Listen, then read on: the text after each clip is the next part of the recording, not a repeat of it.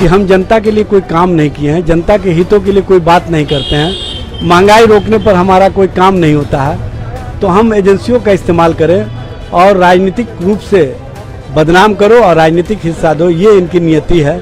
और उसी के तहत आज इस तरह का मामला चल रहा है।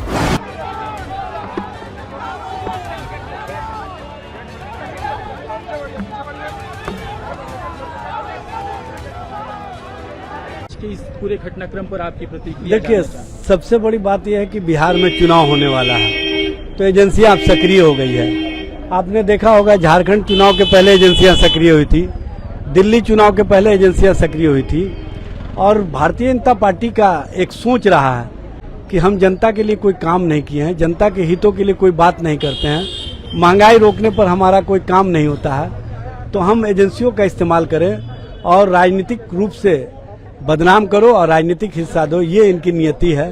और उसी के तहत आज इस तरह का मामला चल रहा है। और सबको पता है कि बिहार में लॉ एंड ऑर्डर की स्थिति क्या है, बिहार में कानून व्यवस्था की स्थिति बिगड़ गई है।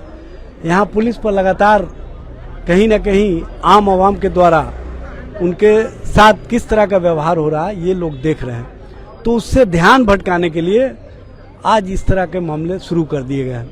ये कहीं ना कहीं भटकाने वाली राजनीति है, और भटकाने वाली राजनीति भारतीय जनता पार्टी लगातार करती रही है, ये स्पष्ट रूप से दिखता है। मैं पूछना चाहता हूं भारतीय जनता पार्टी के नेताओं से, इन एजेंसियों से, कि अजीत पवार के संबंध में जब प्रधानमंत्री ने सार्वजनिक सभा में कहा था कि देश का सबसे करप्ट व्यक्ति नेशनल करप्ट पार्टी एनसीपी को, और उस पार्टी को 3 दिन के बाद इन्होंने न सिर्फ महाराष्ट्र मंत्रिमंडल में शामिल किया, बल्कि अजीत पवार को महाराष्ट्र का डिप्टी सीएम भी बनाया। और बाद में यही एजेंसियां जो सप्लीमेंट्री चार्जशीट है उसमें या तो मामले को सस्पेंड कर दिया है या उनका नाम को कहीं ना कहीं डिलीट कर दिया। तो ये इनकी राजनीति है, ये इनकी राजनीतिक सोच है। हमारे साथ जो आते हैं वो वॉशिंग मशीन में जाते ही भ्रष्टाचारी, सदाचारी और शिष्टाचारी हो जाते हैं, और जो सामने खड़े होकर के भाजपा के नफरत वाली राजनीति, सांप्रदायिक राजनीति के खिलाफ बोलने का काम करते हैं, उनको रोकने के लिए ये एजेंसियों का इस्तेमाल करते हैं।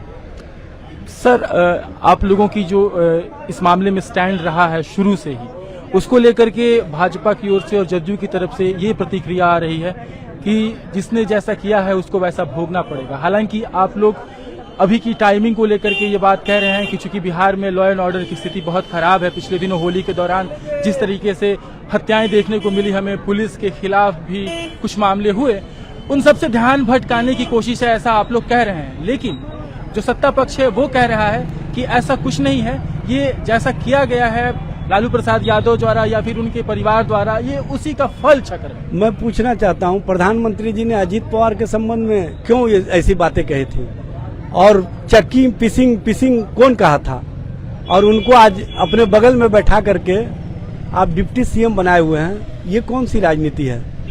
आप शुभेंदु अधिकारी को, आप हेमंत बिश्व शर्मा को किन कारणों से रखे हुए हैं? ये सब तो भ्रष्टाचारी थे ना।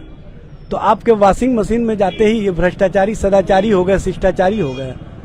राजनीति का पैमाना दोहरा नहीं होता है। दोहरे तरीके से और दोहरी राजनीति जो भारतीय जनता पार्टी करती रही है उसका पोल खुल चुका है।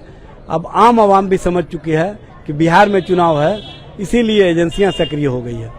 सर, ऐसी जानकारी आ रही है कि कल आरजेडी के जो सुप्रीमो है लालू प्रसाद यादव, उनको भी पूछताछ के लिए बुलाया गया है। देखिए, ये लोग लगातार अब ये सिलसिला शुरू कर दिए हैं, चूंकि इनको पता है कि हम जनता के बीच में अब कहीं है नहीं, जनता हमारी बातों को सुनना नहीं चाह रही है, तो अब ये एजेंसियों का ही इस्तेमाल करेंगे और जनता के बीच में बताने के लिए इस तरह का एजेंसियों को कहीं न कहीं राजनीतिक रूप से इस्तेमाल करके ये राजनीतिक हित साधने का काम करेंगे। सर, एक सवाल आखिर में आपसे हम ये जानना चाहेंगे कि आप लोगों के पास, चूंकि आप पार्टी के प्रवक्ता हैं, तो इस नाते हम आपसे ये जानना चाहेंगे कि आप लोगों के पास जो जानकारी है ईडी की पूछताछ में आज क्या हो रहा है? देखिए, ये तो ईडी के लोग बताएंगे, लेकिन एक बात मैं बता देना चाहता हूँ, कुछ नहीं है। ये बैठा करके रखते हैं और तब तक बैठा के रखते हैं जब तक इनका परसेप्शन की राजनीति पूरा नहीं हो जाता। जब आका से ऑर्डर आ जाएगा तो ये तुरंत कहेंगे कि हो गया, पूछताछ कुछ नहीं होता है, सिर्फ बुला करके बैठा लेते हैं, यही इनका मामला।